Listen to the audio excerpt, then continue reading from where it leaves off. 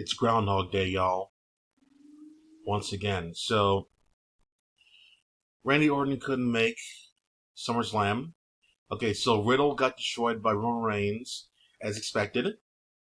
And the story was supposed to be Orton comes back to avenge his fallen bro at SummerSlam. Okay, makes sense. Even though they could easily turn Orton heel. Just saying. You never loved me. I didn't care about you. All that bullshit, anyway.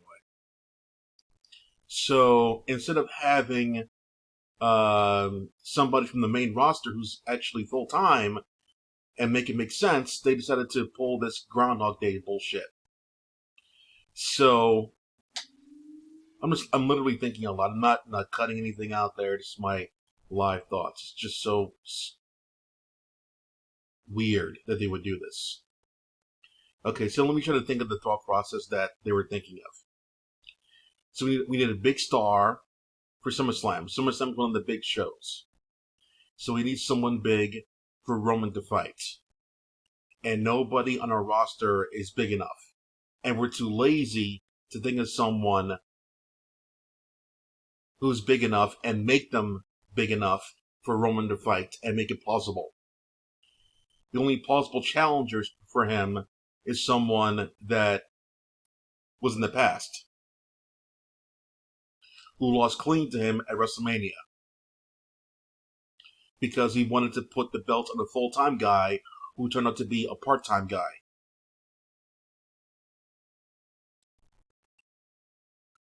So we're going to pay Brock Lesnar a shit ton of money to come back,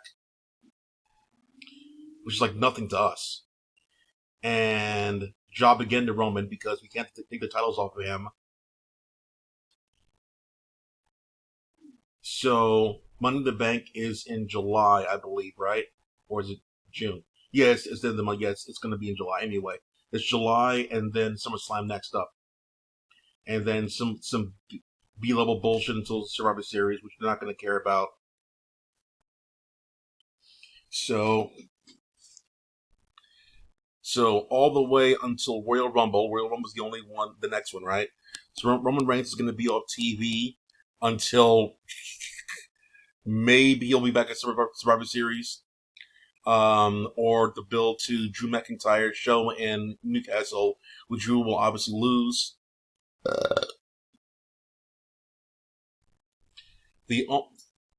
In my mind, like Drew could beat Roman per se, and Roman could get it back at Royal Rumble. That's the story right there. If Drew loses and Roman retains, Roman's going to be on TV until Royal Rumble. And who are they going to have Roman fight at Royal Rumble? Drew again, Lesnar again. Maybe Orton will be ready at that time and he'll job to Roman or whatever. If it was my company,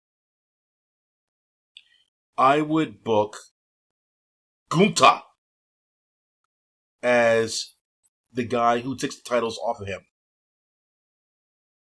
Yeah, Gunther. Gunther is a special anomaly. He's destroyed many people in the past, and he's new. And Roman probably underestimates the quote unquote rookie. And the rookie's really strong, but Roman doesn't realize it. And then Gunther wins. So I would push Gunther until the Royal Rumble, per se.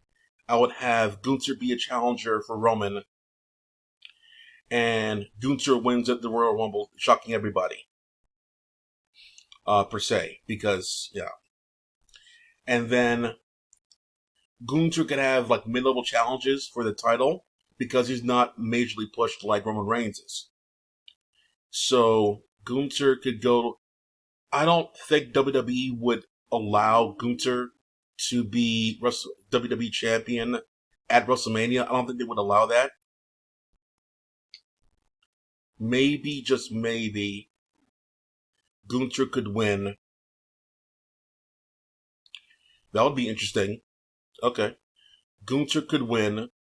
He could go into WrestleMania as champion versus Roman versus Brock in a triple threat match.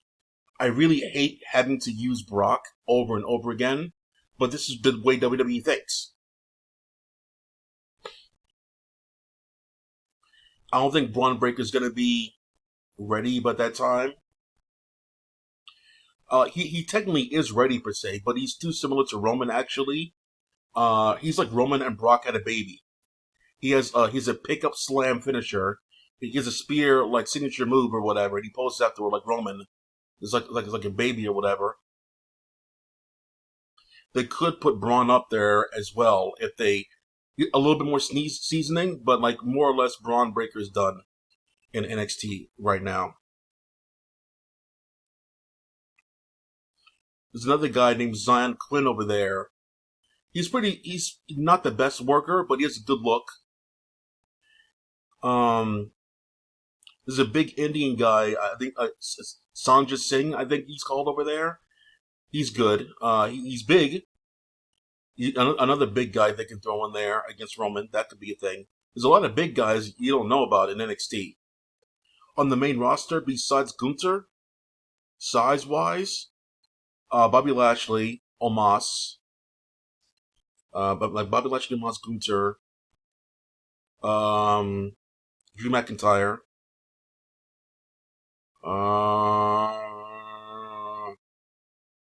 full time, not Brock. I don't know, bro. Size wise, I can't think of anybody. But at NXT UK, there's Duke Hudson, Sanjay Singh, Braun Breaker. I guess size wise, I guess he kind of him. Braun Breaker. Uh, Pretty Deadly's pretty big. You don't know about that. Julius Creed is pretty big. Stature wise, of the Creed brothers. Um, I just said a couple other names there too, but yeah, NXT has a lot of like huge guys there, but they're not seasoned yet. But Roman isn't really that good in the ring either. So if you put him in the ring with another guy who's not really that good either, it doesn't really matter. So there are opportunities. There are opportunities to make Roman challenge or challenge slash beat, large stature kind of guys. But if I was the company, I wouldn't put them on like main shows per se, unless you want to do like something special, like a triple threat or a four-way or something of that nature. Nothing like one-on-one because I don't think any people would really care. But at this time in WWE's quote-unquote life cycle, does it really matter what Roman is like, who Roman's fighting at shows? It doesn't really matter in the end because the event itself will pay itself off. Roman can fight fucking like Otis at the pay-per-view and there wouldn't be anything. People will still watch the damn show. It wouldn't matter. So, Zion Quinn was the guy's name. Like, what they could do is bring up a lot of huge monsters and have Roman, fight them or whatever. And I hate the idea, honestly, that Roman just plows through everybody.